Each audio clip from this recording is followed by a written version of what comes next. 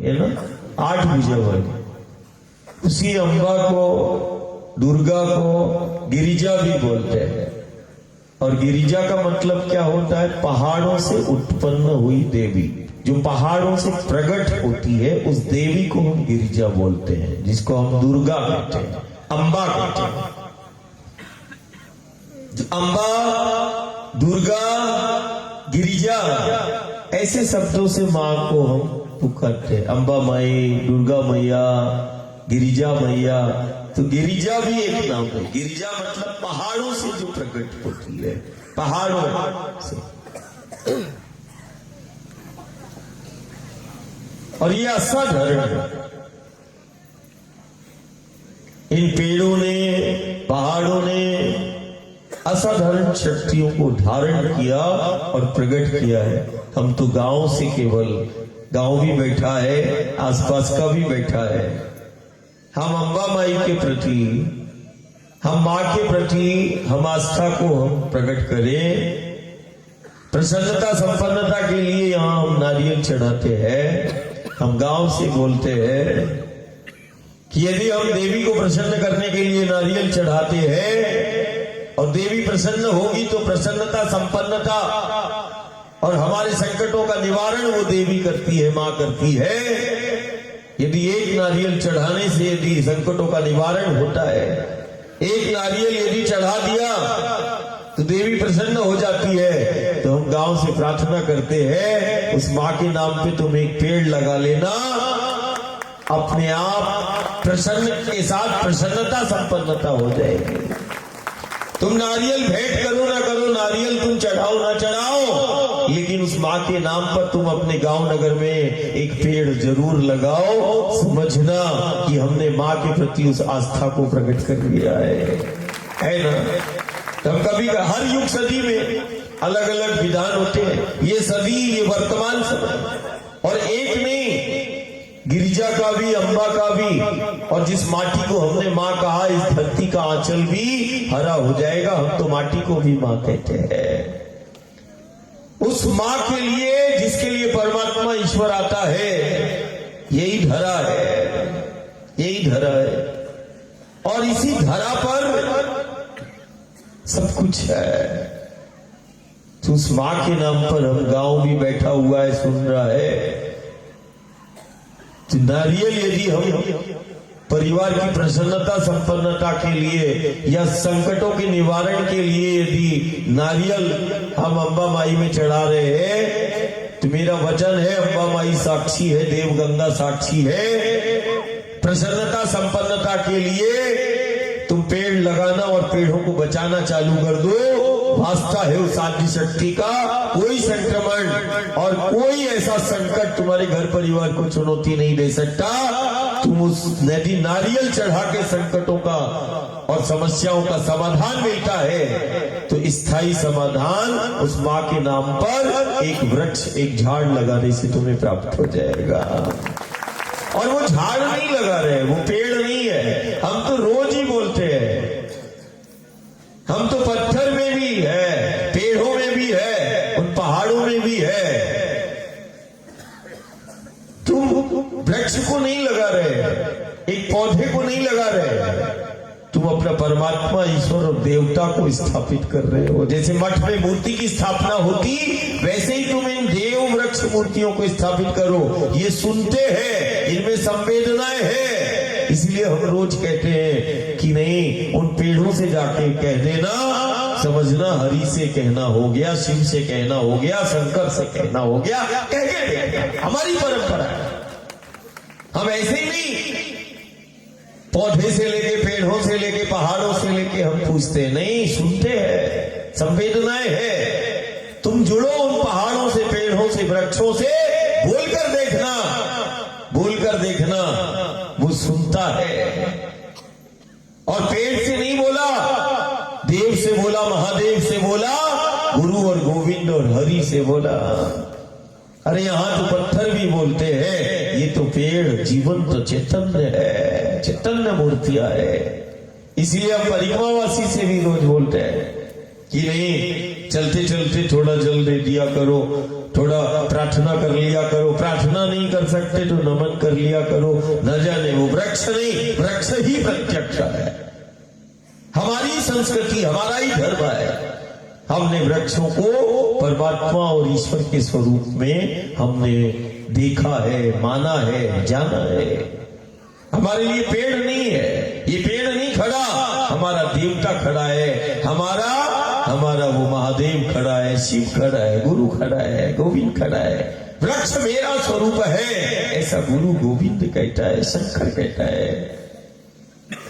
ये स्वरूप शरीर में जुड़े, ये कारण है। इसको कुछ समय के बाद ये बदल जाएगा, हम फिर आएंगे, ये बदलता जाएगा।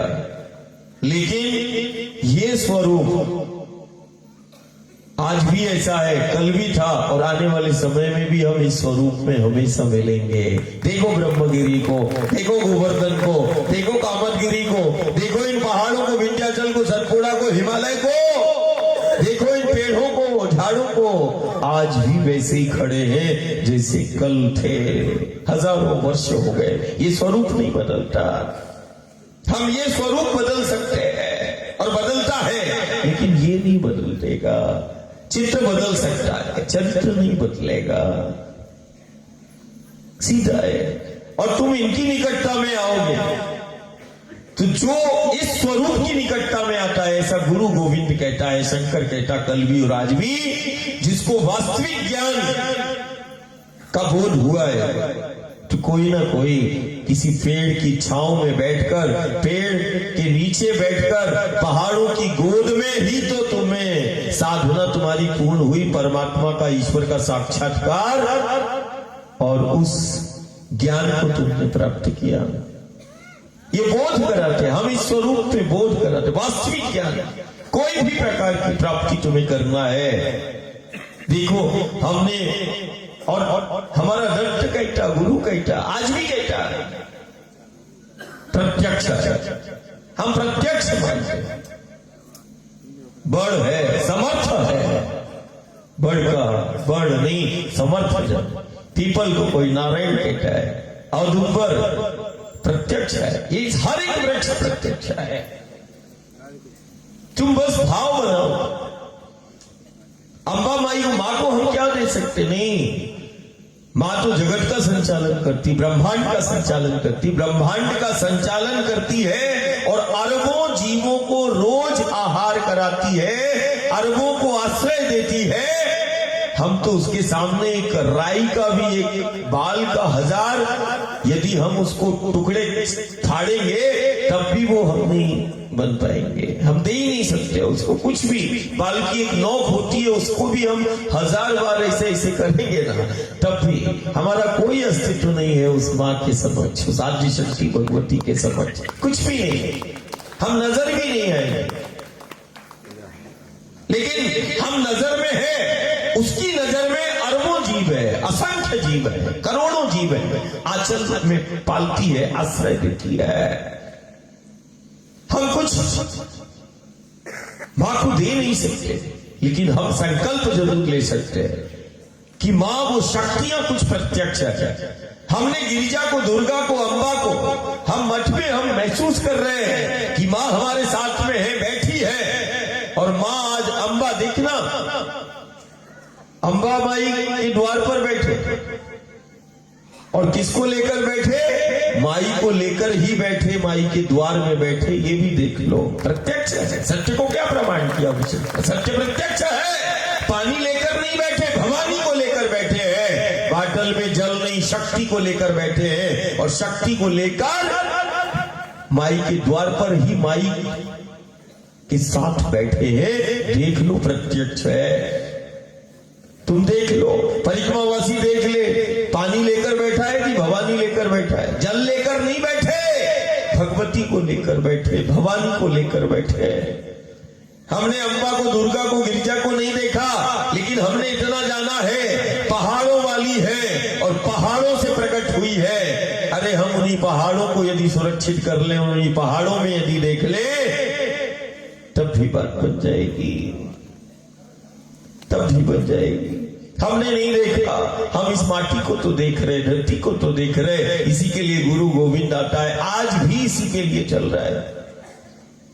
हम गांव से पहले भी बोलते नहीं नहीं हम कुछ नहीं, देव गंगा अविरल बहने दो। अरे पितर पूर्वजों ने यहीं से जल लिया है, अविरल है, शक्ति है, शक्ति है, नदी नहीं है, भगवती है। तुम तो बोल के देखना, लाखों करोड़ों लोग रोज नदी के तट पर जाके प्रार्थना कर रहे गंगा जी से।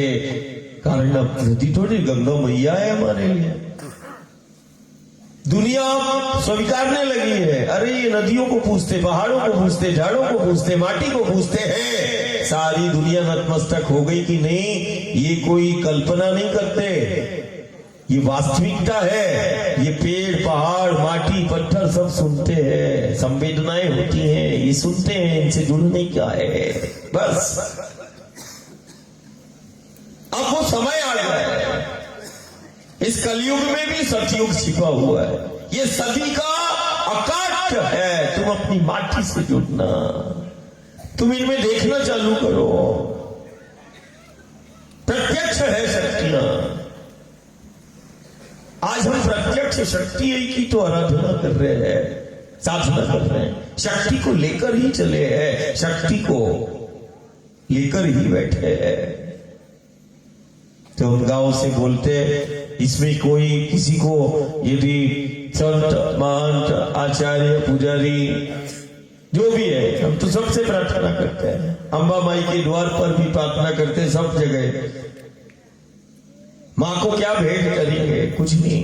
चलो नारियल यदि 20 रुपए कितने का आता है, 20-25 रुपए का आता है। अगरबत्ती भी लोगे तो 40-50 रुपए का खर्चा है। मैं बोलता हूं नारियल मत चढ़ाना, तुम उसके बदले में एक पेड़ लेके लगा देना। तुम्हारा जीवन और तुम्हारी अगली पीढ़ी का हम वचन देते हैं। कभी अकाल नहीं आएगा, अकाल मृत्यु नहीं होगी, अकाल नहीं पड़ेगा, संक्रमण तुम्हारे गांव नगर में प्रवेश नहीं करेगा, जीवन बड़ा प्रसन्न और संपन्न होगा। वो वृक्ष के रूप में कारण कोई नहीं, वो वृक्ष के रूप में गुरु और गोविंद होगा, वो शंकर होगा, वो दादा होगा, वो बाबा होगा। खड़ा तो करना। और मैं तो रोज परिक्रमावासी से बोलता कि नहीं, अपने गांव जब लौटो तो कम से कम गांव को तो हरा भरा कर देना, यही समझना हमारा सबसे बड़ा मान तुमने कर दिया। अपने गांव को ही वृंदावन मथुरा और काशी बना लेना। अपनी गांव की गलियों में तुम दादा को बाबा को जो 4 महीने तुम चलोगे, तुम खड़ा कर लेना उस पेड़ के रूप में, झाड़ के रूप में हम खड़े रहेंगे।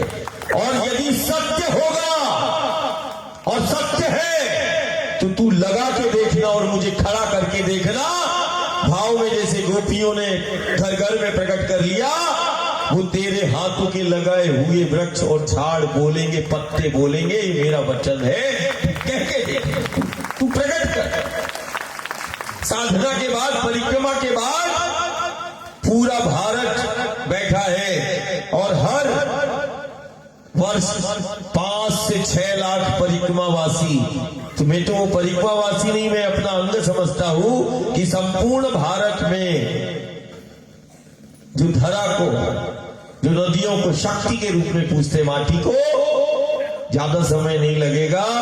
बस वो परिक्रमावासी एक एक संकल्प ले लेगा तो मुझे लगता है वो पूरा भारत दुनिया देखेगी और देख भी रही है। तट पर जो है, नर्मदा के तट पर हो, गंगा के तट पर हो, यमुना के तट पर हो, गोदावरी कावेरी के पथ पर हो, किसी भी तट और पथ, कोई ना कोई तट और पथ पर तुम्हारा गांव नगर है, उन तट और पथों को तुम मान देते हुए तुम तो परमात्मा ईश्वर को खड़ा कर देना। उसकी स्वच्छता पवित्रता का बस ध्यान रखना, बस हमारा सबसे बड़ा मान हो जाएगा। हम उन्हीं माँ के कारण निकले और बैठे भी है, चले भी है। तुम मुझसे कुछ कोई चाह नहीं, बस एक ही चाह है, हम तुम्हें माँ के संग में और माँ के रंग में देखना चाहते हैं। उस शक्ति की निकटता में हम घर परिवार को देखना चाहते हैं। और शक्ति की निकटता में, और ये कोई साधारण शक्तियां नहीं है, उन शक्तियों की निकटता में घर को भी लाना है, समाज को भी लाना है, एक होकर हमें फिर चलना है ना। नर्मदा मैया की। एकादशी का व्रत किस किस का है आज? तो हाँ बहुत सारा आज अलग अलग अम्बा माई ने बच्चों को अलग अलग बिठाला है, तो मेरा ध्यान उधर भी जा रहा है, फिर इधर भी जा रहा है, फिर पीछे भी बैठा हुआ है। कल एकादशी में, कल भी थोड़ा सा 1-2 दिन हो सकता है, मध्य प्रदेश और गुजरात की सीमावर्ती जिला है तो 1-2 दिन परेशानी हो सकती है। और जैसे ही थोड़ा मैया फिर तो 2-4 दिन थोड़ा धैर्य रखना है और सब अपनों के साथ में ही रहना है। हो सकता है कि कुछ कमी हो जाए, लेकिन अपने मन को नियंत्रित करना है तो 4 दिन शांति के साथ चलना है ना। कल एकादशी है, कल एकादशी में जैसा बगास में जितना, वो भी ऐसे ही छोटा छोटा स्थान है, लेकिन कोशिश करेंगे कि कल एकादशी में हमारा जो संत मूर्ति आचार्य कीर्तन बहुत सुंदर भाव है। हमें आज माने, हम पहले भी बोलते थे नहीं, सोना तो बहुत अच्छा मिला है, और फिर उसके बाद जो है जैसे रामादल में नल नील लंगर, कभी कभी भगवान विचलित नहीं हो जाते, अरे कैसे बोले आप तो इशारा करो हम निर्माण कर देंगे, तो ऐसे जैसे रामादल में नल नील अंगद है ना, बहुत सारे वो थे। ऐसे ही हमें मालूम है कि दादा का जमात में बहुत सारे ऐसे चल रहे, रचनाकार भी चल रहे हैं, और मैं उन सब से बोलता हूँ, क्या मालूम तुम्हारा जिससे लिखते बनता है वो अपना भाषा में लिखना, रोज अनुभव लिखा करो, लिखा करो। तुम्हारा अनुभव हो सकता है दूसरे को दिशा दे दे। कोई यदि गीतकार है, रचनाकार है, तो वो रचनाएं देखो अभी सुनाया। कोई जिसको जो अनुभव होता है वो लिखना, लिखने के बाद वो फिर आसन पर तुम रख के जाना, ठीक है। हम परिवार को आदेशित करेंगे, वो नाम सहित वो सारी रचनाएं प्रकाशित होंगी और वो सब जिले प्रांतों में वितरण कर देंगे कि 4 माह का जो भी तुम्हारा अनुभव होगा उसका प्रकाशन करके फिर हम तुम्हें, तुमने दिया तुम्हें फिर हम सौंप देंगे कि गांव नगर प्रांत के लिए। तो अपना अनुभव जरूर लिखा करो, जिससे लिखते बनता है। कोई बहुत अच्छा भजन रचनाकार करता है तो वो रचनाएं बनाया करो, बोला करो, लिखा करो, सुनाया भी करो, है ना। थोड़ा मुस्कुराओ भाई। कल एकादशी है, कल सब व्रत करते हैं। आज बहुत शांति के साथ बढ़िया खूब अच्छा मैया का प्रसादी जो भी मैया ने बनाया उसको लेना, और कल एकादशी में शाम को फिर हम हरि पाठ के साथ मिलते हैं। हरि पाठ में हम मिल जाएंगे, है ना, हरि पाठ में मिल जाएंगे। तो कल बिना कुछ बताए जैसे ही पड़ाव आता है सब तैयार होके सब, और उसको हमारी बार बार प्रार्थना है, भाषाओं में प्रांतों में इसको बैठना नहीं है, ये एमपी वाला कौन है, यूपी वाला कौन है ना, महाराष्ट्र वाला कौन है, गुजरात वाला कौन है, इन शब्दों का प्रयोग मत करो। हमारी प्रार्थना है, जो समझदार है हम उनसे प्रार्थना कर रहे हैं, ये एमपी यूपी बिहार महाराष्ट्र गुजरात इसका प्रयोग मत करो, है ना। भाषा, मातृभाषा सबका अलग अलग हो सकता है, मातृभाषा का सबको प्रेम होता है, सब भाषा अलग हो सकती है, भाव हमारा सबका एक ही है ना। हमारा जातियां अलग अलग तुम्हारा हो सकता है, लेकिन माँ के प्रति भाव सबका एक है। जिले और प्रांत की सीमाओं में न परमात्मा ईश्वर को बांटना है, न दादा बाबा को बांटना है। अयोध्या मथुरा में ठाकुर जी का जन्म होता है, गुरु गोविंद कहीं ना कहीं किसी गांव में जन्म लेता है, लेकिन वो कार्य तो सकल विश्व का और राष्ट्र का करता है। इसीलिए उसको उधर मत देखो, ये माटी की धरती है ना। भाव देखना है, उसके उद्देश्य से जुड़ना है, विचार से जुड़ना है। वो हमें देखना है। हमें ये नहीं देखना है कि एकनाथ कहाँ से है, ज्ञानेश्वर कहाँ से है, रामकृष्ण परमहंस कहाँ से है ना, चैतन्य महाप्रभु कहाँ से है ना, दादाजी कहाँ से है, बाबा कहाँ से है। ये मूर्खता पूर्ण बातें बंद करो। ये देखो कि दादा का, बाबा का, रामकृष्ण का या गुरु गोविंद का भाव क्या है, उस विचार को पकड़ना है।